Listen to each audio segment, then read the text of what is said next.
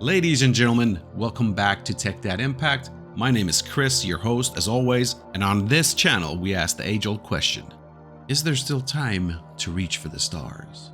To dream big, to quit your lame day job, drop your responsibilities like they're hot, and do the one thing that you always wanted to do, the one thing that fills your soul with purpose, with meaning, to make a video game.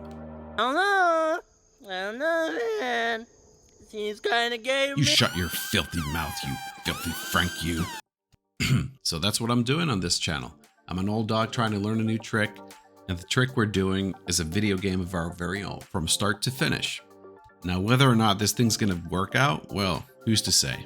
I'll give it my best shot, and if it turns out to be a catastrophe of epic proportions, well, I guess the least you'll get to do is watch me crash and burn and become an embarrassing varoittava esimerkki, is what we would call it in Finnish, a cautionary tale. But with that out of the way, ladies and gentlemen, let's get to the video.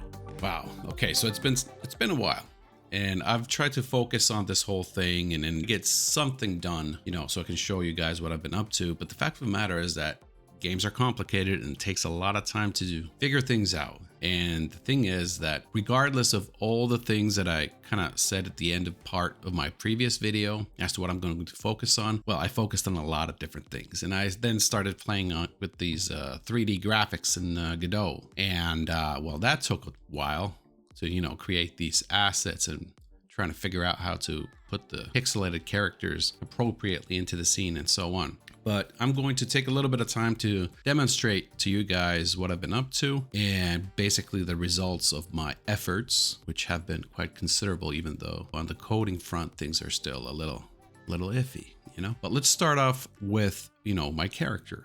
And I'll actually go to this test room over here. So I created this room to basically be able to demo my own character and, some of these enemies that I've created. And then to be able to jump around. I'll actually pick up my controller over here. There we go. And let's just play the scene. So this is my character. I can now run around with him and, do a few things. Like I've got a striking animation put in place now, which is great because it's actually a lot harder than you would think. But there's a few things. This guy over here, he's supposed to chase me. But because this is a 3D scene, it's not as simple and easy to, make the guy chase me appropriately. He's supposed to run faster once he starts chasing me. And so I don't know, I'm doing something wrong, obviously. We'll have to figure it out. But we've got enemies, ladies and gentlemen. And, as time goes on, I'm going to be able to hit these guys and destroy them. I'll have death animations for them and all that good stuff, right? And so until we get there, this place is going to be, basically for me to test out my movements with the Roboman character and then to test the enemies, obviously. I'll just show a few things with regards to Roboman's controller.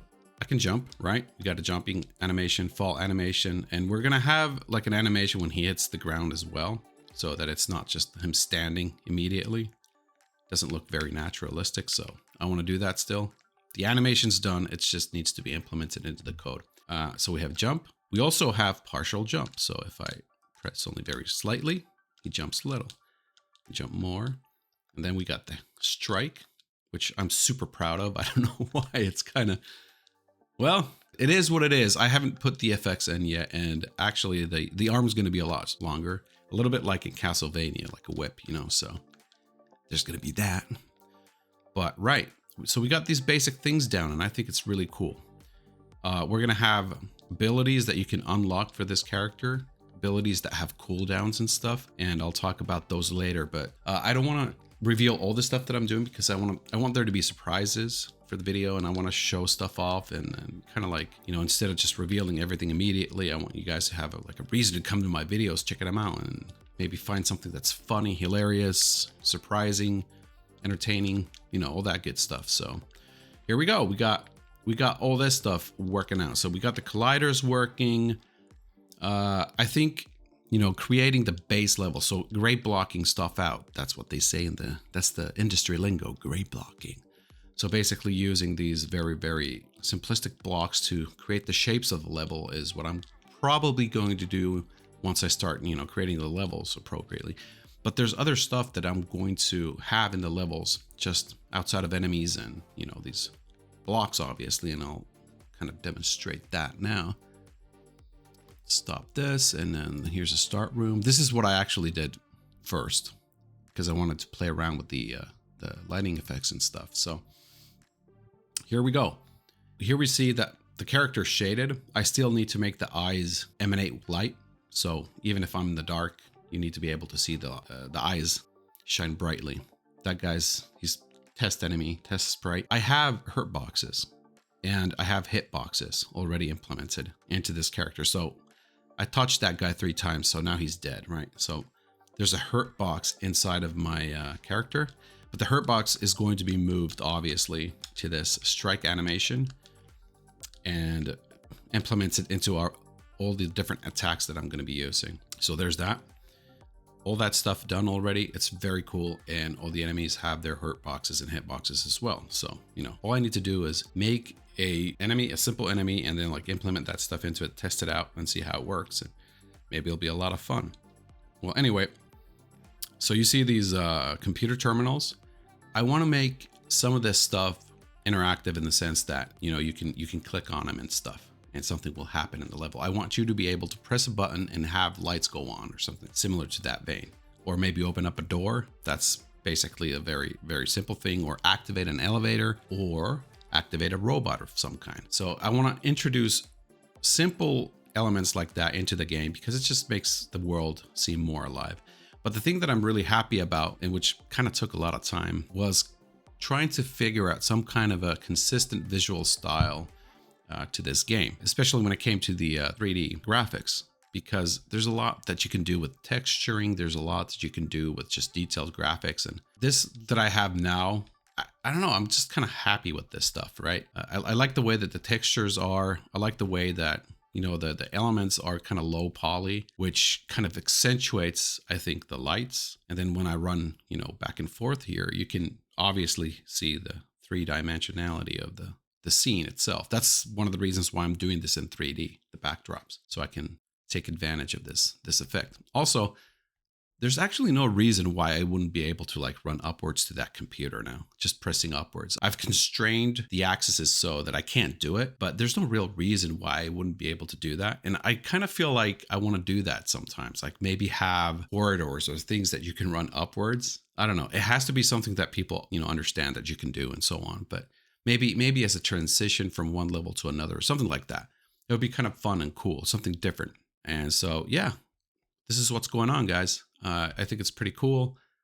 Check it out. Also, in the foreground, if you look at the graphics, they're blurred out. That's what I wanted. I didn't realize that Godot actually has that feature kind of built into it. So in the camera, you can have a field of depth of field. Yeah, depth of field effect. And so you can also blur the background if you want to, but that kind of affected the sprite here in some way. I think there's some kind of a depth problem with 2D graphics. So I'll see how that works.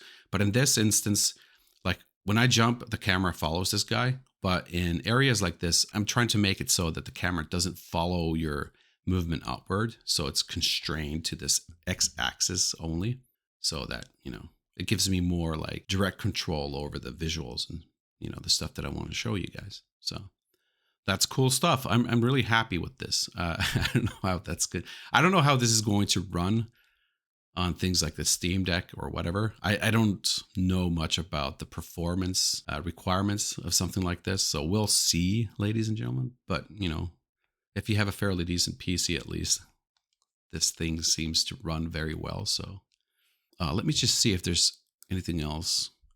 I guess I can show you guys how the spider bot here is made. And so here we have a character 3D node. And underneath, I put a sprite 3D where we have all these animation frames put in, right? This actually took a while to do all this animation because I hadn't done this yet. And so with that, added an animation player where we have now 2 kind of different animations so far. So we have spider idle. So if we play that, this is how he's in idle. And look at the feet, I'll fix that, make it more realistic. But anyway, at least the guy's moving about a little bit. And then there's the running one, which I kind of want it to be a little creepy. Here we go. And so when he runs, that's how he moves about. I want to have some kind of a creepy sound when he walks around, and have different colored robots of this nature, so that I can have different kinds of attacks available. Like maybe they'll shoot something at you, or some guys might jump at you. This guy only runs so far, so yeah.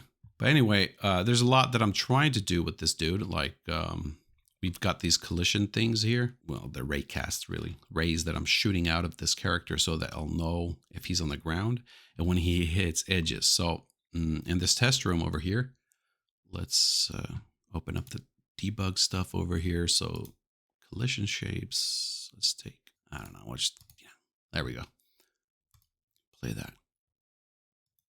Play it. So you guys see that now? So those two rays shooting downwards, they're basically red because the guy's hitting the ground. And so the reason this guy doesn't come down from that place, or probably float, because this guy doesn't have any gravity attributes as of yet. My English is freaking horrendous today. I apologize. Yeah, so every time he reaches the end and the cast loses contact with the ground, the guy turns around, goes to the other direction.